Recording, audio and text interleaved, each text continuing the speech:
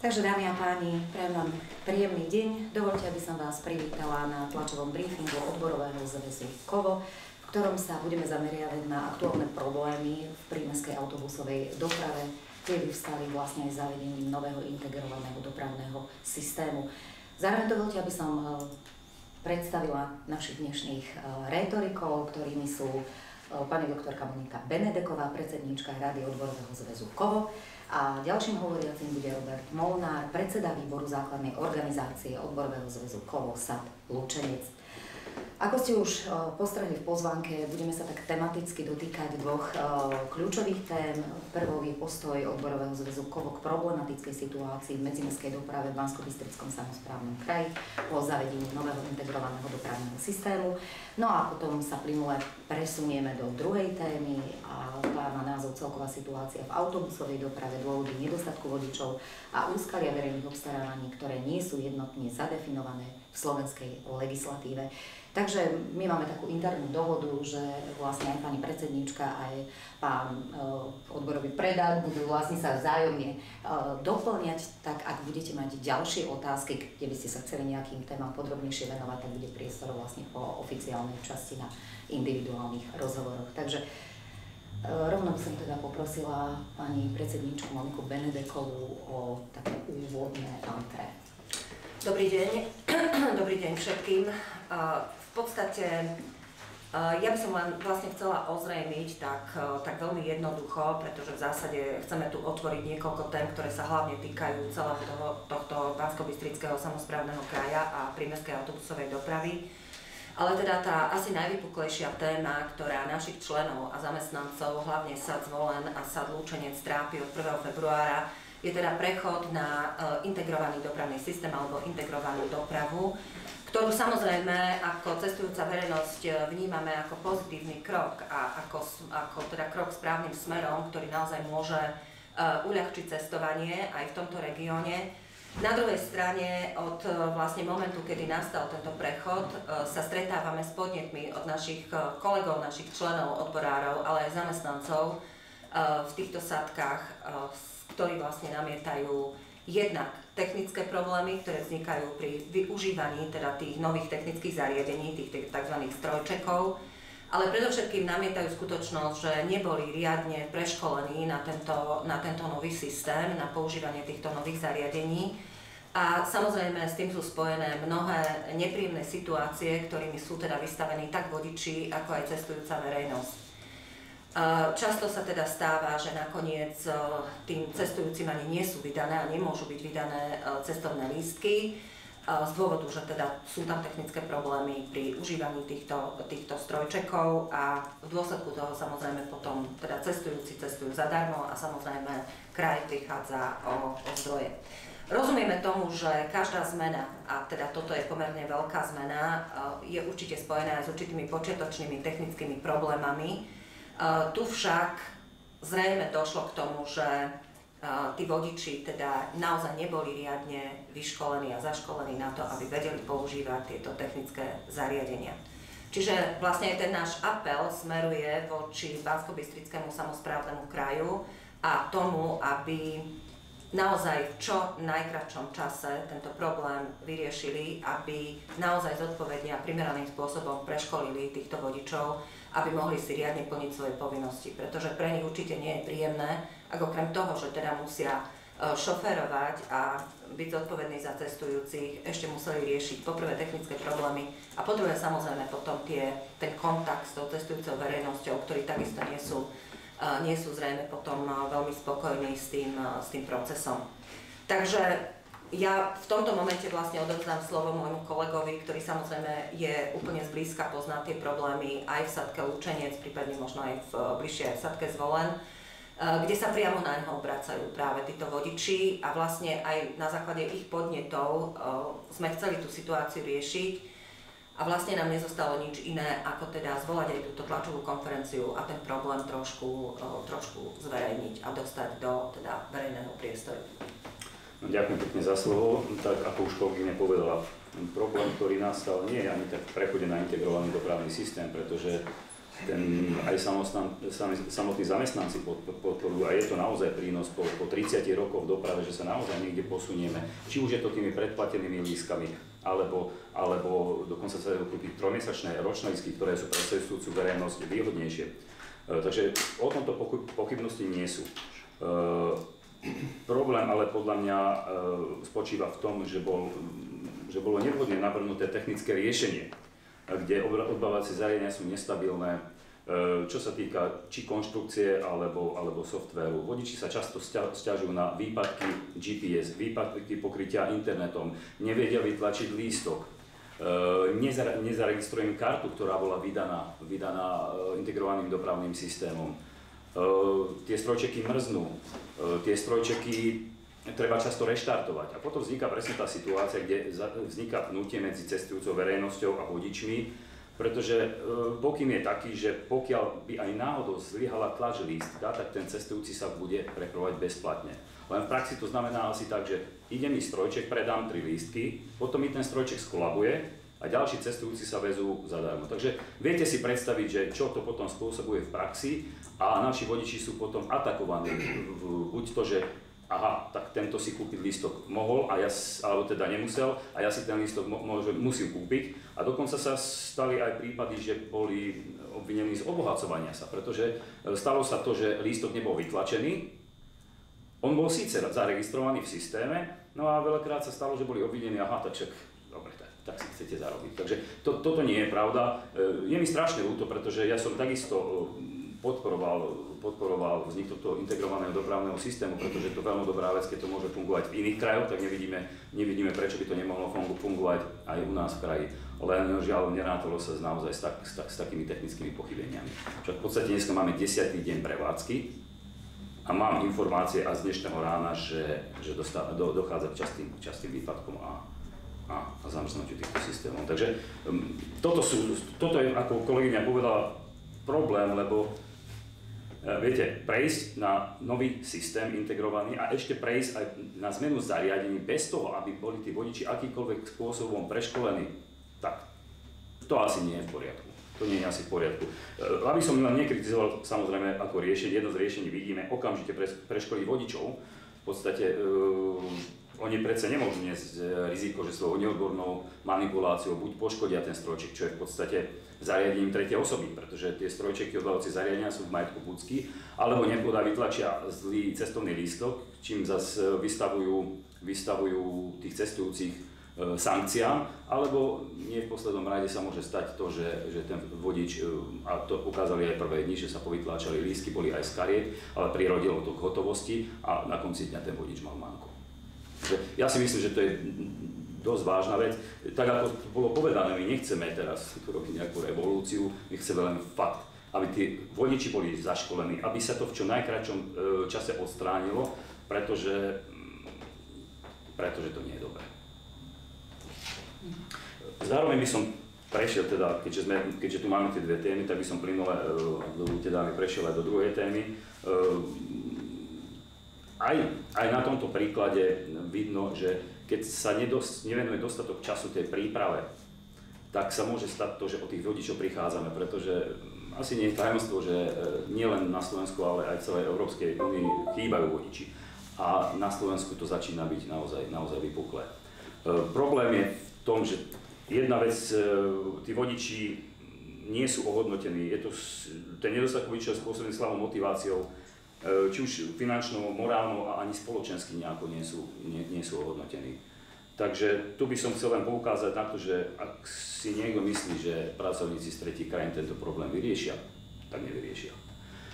Ad jedna, stretávame sa tu s rečovou bariérou, so sociálnymi, s rôznymi kultúrnymi rozdielmi a ono sa to dá vyplátať dočasne možno. Ale možno by som chcel apelovať aj na ľudí, ktorí tu môžu ovplyvniť, že by sme sa mali začať vážne zaoberať touto situáciou a venovať týmto veciam pozornosť. A v neposlednom rade je tu téma z konca minulého roka osobitné cestovné, osobitná tarifa pre zamestnancov a ich rodinných príslušníkov. Vyšlime prosím signál, že tých zamestnancov potrebujeme, že si ich vieme vážiť a pristúpme konečne k nejakému tripartitnému rokovaniu, kde už naozaj doriešime mzdy a zamestnanecké výhody, pretože ináč ináč sa môže stať, že tento systém môže v dohľadnej dobe skolabovať. Ja by som možno aj tu nadviazala, lebo teda taký druhý problém, ktorý sme riešili práve v Banskobystrickom samosprávnom kraji, súvisel práve teda s celkovými pracovnými podmienkami vodičov a zamestnancov prímestskej dopravy. Totižto od tohto roka platí nový zákon o verejnej osobnej doprave a vlastne menia sa prepravné poriadky, vyššie územné celky vydávajú nové prepravné poriadky. A i tak sa stalo, že benefit, ktorý títo zamestnanci a ich rodinní príslušníci požívali naozaj dlhú dobu, a myslím si, že je to asi jeden z posledných benefitov, ktorý vôbec zamestnanci autobusovej dopravy teda vôbec užívajú, sú práve tieto zamestnanecké zľavy, alebo už akokoľvek to nazveme, čiže nejaký osobitný tarif cestovného, ktorý využívajú tak zamestnanci prímestskej dopravy, ako aj ich rodinní príslušníci v rámci teda tej základnej nukleárnej rodiny. Stalo sa to, že od 1. januára, teda, keď bol vydaný nový prepravný poriadok, táto osobitná tarifa, čiže tá zamestnanecká zľava vlastne nejakým spôsobom vypadla. My vieme ako zástupcovia zamestnancov, že bola nejaká diskusia medzi zamestnávateľmi, tými sadkami a vyšším územným celkom o tom, ako nejakým novým spôsobom nastaviť tento systém zamestnaneckých zľav. Nebol ale odkomunikovaný nejakým spôsobom ani so zamestnancami, čiže vlastne ani my ako zástupcovia zamestnancov neboli sme oficiálne oslovení, aby sme sa k tomu nejakým spôsobom vyjadrovali. Návrhy nejaké sú. My sme požiadali vyšší územný celok práve preto, že sme chceli teda tej situácii pomôcť, aby sme sa stretli, aby sme možno dostali niektoré odpovede na otázky, ktoré mnohí zamestnanci majú k tým novým návrhom fungovania zamestnaneckých zľav. Bol vydaný následne dodatok k tomu prepravnému poriadku, kde tie zamestnanecké zľavy takisto nie sú, ale je tam teda poznámka, že je to v riešení. A z piatka máme teda informáciu zo samosprávneho kraja Banskej Bystrici, že vo februári teda budú vlastne pokračovať ako keby v režime, ktorý tu bol, čiže vo februári sa tie zamestnanecké zľavy ďalej budú uplatňovať. Naša ale otázka smeruje k tomu, čo ďalej. Pretože presne ako môj kolega povedal, samozrejme na Slovensku klesá a je nedostatok zamestnancov ako takých, ale hlavne v autobusovej doprave cítime už ten nedostatok ako akútny. Svedčia o tom aj tie situácie, ktoré nastávajú možno v niektorých iných krajoch, kde sa musia rušiť už niektoré spoje. My teda považujeme za správny prístup v tejto situácii, ak je nedostatok zamestnancov, skôr im teda tie bonusy a benefity poskytovať a skôr teda im vytvárať vhodné a lepšie pracovné podmienky, aby sme dokázali do tohto odvetvia prilákať možno aj mladých ľudí. Pretože naozaj dnes vekový priemer vodičov prímestskej dopravy je 58+. Podľa nejakých oficiálnych vyjadrení Zväzu autobusovej dopravy a tak ďalej chýba možno v rámci celého Slovenska niekde od 200 do 500 vodičov, čo teda nám sa javí ako stále ešte, že je to nízke číslo, že tá realita je niekde inde, pretože takisto aj toto odvetvie zasiahli tie odchody do predčasných dôchodkov. To znamená, po 40 odpracovaných rokoch zamestnanci môžu teda odísť do predčasného dôchodku a naozaj máme informácie, a nie len z týchto sadiek v Banskobystrickom regióne, ale aj od ďalších dopravcov, že tí zamestnanci naozaj odišli aj v roku 2023 a plánujú v roku 2024 ďalší odísť, prevažne vodiči. Samozrejme ten dôvod, ktorý uvádzajú, je úplne jednoznačne nie len to, že teda momentálne je tá situácia taká priaznivá, že výška toho predčasného dôchodku po tých valorizáciách je celkom zaujímavá pre nich, ale predovšetkým ich fyzická a psychická opotrebovanosť. Toto nám unisono vlastne tvrdia všetci vodiči, ktorí odchádzajú do dôchodku. Samozrejme preto je pre nás aj neakceptovateľný ten návrh zamestnávateľov, ktorí situáciu s nedostatkom vodičov chcú riešiť tak, aby sa umožnilo predčasným dôchodcom aj pracovať popri dôchodku. Toto teda nepovažujeme my vôbec za riešenie tej situácie, pretože vieme, čo to spôsobí, aj z hľadiska nejakej devalvácie miest, z hľadiska možno kolektívneho vyjednávania. A z nášho pohľadu v takom prípade bude vlastne štát, respektíve sociálna poisťovňa, sanovať ako keby časť zárobku tých vodičov alebo tých zamestnancov a zamestnávateľ potom samozrejme z toho môže profitovať. Okrem teda tých predčasných dôchodkov, to, v čom my vidíme takú hlavnú alebo jednu z hlavných príčin, ktorú som tu vlastne už aj spomenula, prečo naozaj mladí ľudia nejavia záujem o toto povolanie, sú pracovné podmienky a tam predovšetkým pracovný čas. extenzívnosť toho pracovného času, keď naozaj, ja to počujem na každom stretnutí s našimi vodičmi, keď mnohí začínajú o 3 ráno vlastne tým, že sa chystajú do práce a neprídu domov keď 9, 10 večer, a pritom z tohto celého času sa im možno do toho fondu pracovného času, do tej pracovnej doby započíta iba 7,5 hodiny a niekedy dokonca ani to nie, pretože je tam rôzna organizácia, čakania medzi spojmi, tie rôzne delenia zmien a tak ďalej. Čiže proste tá extenzívnosť toho času, ktorý tí vodiči strávia na pracovisku alebo v autobuse, netvrdím, že výkonom práce, ale o nejakom súlade rodinného a pracovného života asi ťažko môžete hovoriť, keď ste niekde v Dolnej Maríkovej a proste čakáte, kým budete mať ďalšiu linku. Takže myslím si, že toto je naozaj veľký problém, ktorý my musíme riešiť. Ono sa to možno zdá na prvý pohľad, že je to ako keby v kontrapunkte s tým, že tých vodičov je málo, lebo ak budeme riešiť otázky pracovného času, tak dôsledok môže byť, že ich budeme potrebovať ešte viac. Ale jednoducho, ak to nezačneme riešiť, tak nám tí mladí ľudia do tohto odvetvia nebudú prichádzať vôbec, pretože mladí ľudia dnes nemajú takúto predstavu o svojom pracovnom živote, že budú vstávať o 3 ráno a tomu budú prichádzať o 10 večer a ešte nebudú mať splnený ani svoj pracovný fond. Takisto to, čo je problematické a čo nám teda aj mnohí ľudia, ktorí možno, že by aj teda mali záujem pracovať v tomto odvetví, sú napríklad úplne vysoké tie primárne, tie prvotné náklady. Náklady na získanie vodičského oprávnenia skupiny C a D, to sa teda týka aj nákladnej dopravy. Legislatívne síce zamestnávateľia znížili, alebo teda navrhli zníženie veku pre získanie vodičského oprávnenia v nákladnej autobusovej doprave, ale evidentne sa ukazuje, že to nie je to správne riešenie, pretože ani napriek tomu, že sa ten vek znížil, tak sa tí ľudia do tohto odvetvia proste nehrnú. A to vieme, že mnohí zamestnávateľia s cieľom prilákať týchto záujemcov vlastne o prácu aj platia tie vodičské oprávnenia, aj karty vodiča, aj nejaké psychologické oprávnenia, neviem čo všetko ešte tí vodiči potrebujú.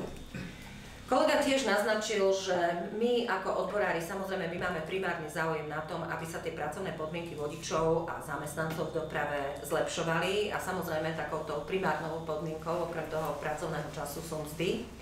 Tu takisto narážame na mnohé problémy. Totižto ten trojuholník, ktorý tu funguje v prímestskej doprave, je ten, že ide o verejnú službu, platenú z verejných zdrojov a poskytovanú súkromnými dopravcami. A tu sa vlastne dostávame do trojuholníka, že my nevyjednávame s vyšším územným celkom podmienky zamestnancov, ale vyjednávame so zamestnávateľmi. Zároveň zamestnávateľ a dopravca má uzatvorenú zmluvu s vyšším územným celkom, kde už ale má predsa vysúťažené podmienky, má tam cenu za kilometr a má tam teda možno aj nejaké valorizačné možnosti v prípade zmeny cien pohonných hmôt, a miest napríklad. No, lenže my vyjednávame kolektívnu zmluvu so zamestnávateľom a ak ten zamestnávateľ už má niekde v zmluve z VUC napísané, že on môže ročne zvýšiť mzdy iba o 4%, no tak logicky my v tej kolektívnej zmluve síce môžeme dohodnúť aj 6%, ale tie 2% musí ten zamestnávateľ potom znášať zo svojho zisku. Nijak inak, pretože ten vyšší územný celok jednoducho to nebude rešpektovať. A nerešpektuje, akceptuje teda len to, čo bolo vysúťažené. Samozrejme, môžu nastať aj mimoriadne okolnosti, a tie nastali, a mnohí dopravcovia aj majú tie problémy momentálne, pretože inflácia, ktorá tu bola za posledné 2-3 roky, naozaj bola nečakaná, bola extrémne vysoká, kvôli rôznym výzmajom okolnostiam. A mnohí zamestnávateľia snažia sa rokovať s vyššími územnými celkami o dodatkoch k týmto zmluvám tak, aby mohli byť zvýšené mzdy práve nielen vodičov, ale teda celkovo zamestnancov pri mestskej doprave. Myslím, že takto to bolo upravené práve aj v Banskobystrickom samosprávnom kraji. Pretože v opačnom prípade, ak my nebudeme... Viete, toto je neviditeľná ruka trhu. Ak je proste po niečom dopyt, a je toho málo, tak jednoducho to cenu zvyšuje. Takže preto aj toto by mala byť možno taká základná axioma, z ktorej by mali vychádzať tak zamestnávateľia, ako aj tie samosprávne kraje, že ak chceme poskytovať túto verejnú službu, ktorou doprava je, tak potrebujeme tých vodičov. Ako nejaká hudba autonómnych autobusov je ešte veľmi ďaleko. Takisto vidíme na druhej strane ale určitú snahu aj zo strany zamestnávateľov vyhýbať sa nejakej harmonizácii pracovných podmienok a miest v rámci celého Slovenska. Na to sme tu mali do roku 2019 odvetvovú kolektívnu zmluvu vyššieho stupňa, ktorú sme vyjednávali so Zväzom autobusovej dopravy a kde sme práve mali možnosť dojednávať takú tú spodnú hranicu miest platnú pre celé Slovensko. To znamená, všetky sádky, všetky arivy, všetci dopravcovia museli rešpektovať túto vlastne mzdu, alebo mzdové tarify, ktorými sme tam dohodli a okrem toho samozrejme aj ďalšie pracovné podmienky. Bohužiaľ, v roku 2020 Zväz autobusovej dopravy vlastne prestal byť zamestnávateľským zväzom, pretože si zmenili štatút s cieľom, aby nemuseli ďalej vyjednávať túto kolektívnu zmluvu vyššieho stupňa. A od tohto momentu už je kolektívne vyjednávanie len vecou podnikovej úrovne, čiže vyjednávajú s konkrétnym zamestnávateľom konkrétne odborové organizácie. Viete si predstaviť, čo to spôsobuje v rámci celého Slovenska, to znamená, že znovu sa nám prehlbujú regionálne rozdiely, mzdové, ale takisto aj rozdiely medzi pracovnými podmienkami.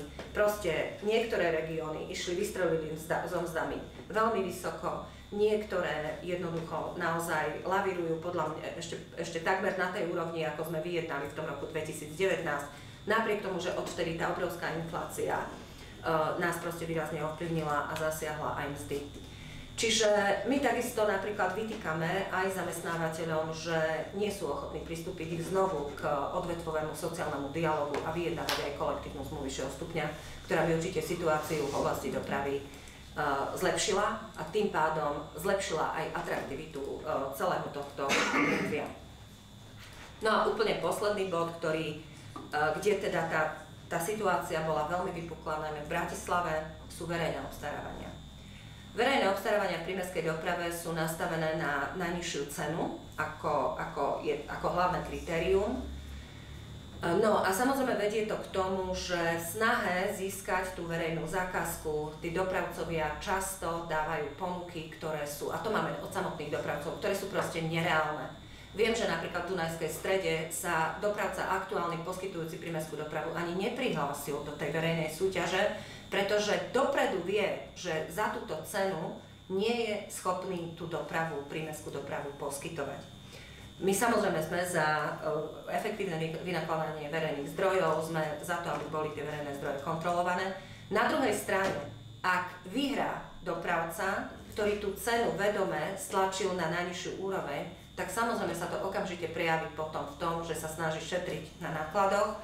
No a samozrejme fixné náklady, pohonné hmoty a tak ďalej, tam sa veľmi šetriť nedá, takže sa to opäť premieta potom, že sa je snaha šetriť na hlavne mzdových a osobných nákladoch zamestnancov. Čiže tá téma je veľmi komplexná, nie je to iba jeden dôvod, pre ktorý naozaj toto odvetvie má problémy a ak sa nezačne naozaj niečo výrazne meniť a riešiť, tak tie problémy budú iba väčšie, pretože ako som hovorila, vekový priemer 58 rokov, tí ľudia nám budú v stále väčších a väčších hufoch odchádzať do dôchodku a tí noví zamestnanci, tých nových vodičov tam len veľmi ťažko prilákame. Takže toto je taký celkový apel. My aj preto ako odborový zväz Kovo vlastne pripravujeme tento rok, 10. apríla myslím, pripravujeme takú odbornú konferenciu, ktorá by sa práve týmto problémom, hlavne otázkam pracovného času, mala venovať, kde chceme pozvať teda aj zástupcov tých rôznych inštitúcií, pretože si myslím, že naozaj s týmto problémom akutne treba niečo robiť. A nespoliehať sa iba na to. A bohužiaľ to musím tu povedať, že častokrát my riešime ten problém, až keď je úplne, a svedčí o tom aj tento prípad, ktorý sa teraz stal v Banskobystrickom kraji, až keď je úplne vypuklý a keď už začne naozaj dopadať vlastne na život cestujúcej verejnosti a ohrozuje vlastne celkové fungovanie tej dopravy. A myslím si, že mnohé veci sa dajú riešiť aj dopredu. Takže za mňa ďakujem pekne. Ďakujem pekne. Ešte nejaké doplnenie? Ja by som možno, že na doplnenie mne zarezenoval presne ten fakt tam, že my sa tu boríme s tým, že zamestnanci môžu ísť po 40 rokoch do predčasného dôchodku. Jasné, že s tým zamestnávateľom majú problém a budú mať. Ja sa však pýtam, nie je na mieste, aby vodič, ktorý odpracuje 40 rokov, a podotýkam, ten vodič neodpracuje 1 rok za rok. Ten vodič s nadčasovou prácou a s hodinami, ktoré strávi na pracovisku, aj keď nie šoferovaním, veľakrát strávi 14,5 mesiaca. Tak keď si to tak troška prepočítame, tak ten vodič, ktorému závidíme, že ide po 40 rokoch do predčasného dôchodku, by už v tom dôchodku dávno mal byť. V riadnom. A potom by možno, že nebola pochybnosť, avšak keď je zdravý a má chuť ešte urobiť niečo pre túto spoločnosť, nech spraví, pretože popri riadnom dôchodku sa pracovať dá. A toto by bolo možno, že s tým riešením. Lebo tiež si myslím, že túto situáciu treba riešiť, tých zamestnancov nenájdeme na strome a bude to čím ďalej výraznejší a vypuklejší problém. Keď sa nenájdú finančné zdroje teraz na to, ja si neviem predstaviť, ako to bude potom v budúcnosti. My možno teraz máme tú šancu, a to nechcem hovoriť a malovať čierne scenáre, že už je 12, alebo teda 10 minút po 12, ale už sa môže blížime k 12:30. A toto je veľký problém, pretože teraz máme možnosť ešte cez mzdy a cez ten benefit a cez riešenie tých problémov v rámci tripartity vieme to ešte ako tak zastabilizovať. Keď nám títo ľudia odídu do dôchodku, alebo nebodaj odídu do druhej sféry, oni sa už nevrátia. Oni sa už do tej sféry nevrátia. Takže áno, je to problém. Takže možno až by tu bol priestor, ja by som chcel poďakovať a zároveň vysloviť veľké uznanie týmto zamestnancom. A to nie sú len vodiči, aby sme to sú rôzni dispečeri, to sú ľudia, ktorí spracovajú tie záznamy, ktorí vypravujú tie autobusy, ktoré musia pripraviť grafikóny, ktoré musia zladiť, u nás sa tomu hovorí vzorový záznam, aby vôbec tí vodiči mohli dodržať sociálnu legislatívu. Takže týmto by som chcel poďakovať, že v podstate ani za týchto okolností nechcú nechať cestujúcu verejnosť bez dopravnej obsluhy a sú pripravení pri vytvorení pracovných podmienok aj naďalej poskytovať spoľahlivú a bezpečnú dopravu v tomto kraji, ktorú si tento kraj zaslúži. Takže toto ešte z mojej strany a možno taká výzva pre Banskobystrický samosprávny kraj ako poďakovanie vodičom a všetkým zamestnancom dopravy. Sadnime si už konečne za stôl a v rámci tripartity doriešme tie veci, ktoré nás pália. Je naozaj 12:30. Pokiaľ my nevyriešime mzdy, a to hovorím okamžite, pokiaľ nedojednáme kolektívnu zmluvu a pokiaľ nebude naďalej poskytovaný aspoň ten jediný benefit, ktorý doteraz poskytovaný bol, tak sa nám veľmi ľahko môže stať, že na dvoroch dopravných spoločností budú stáť nové autobusy, ale nebude ich mať kto obsluhovať. A ja sa potom pýtam tých kompetentných, ktorí to teraz môžu ovplyvniť, čo budeme robiť. Takže ja to chcem dať ako výzvu. Sadnime si prosím, komunikujme, počúvajme sa, lebo len toto je cesta, ako tú dopravu na Slovensku zachrániť a posunúť vpred. A potom možno na konci dňa budeme spokojní, či zamestnanci, či dopravcovia a v neposlednom rade aj tá cestujúca verejnosť. Takže toľko to.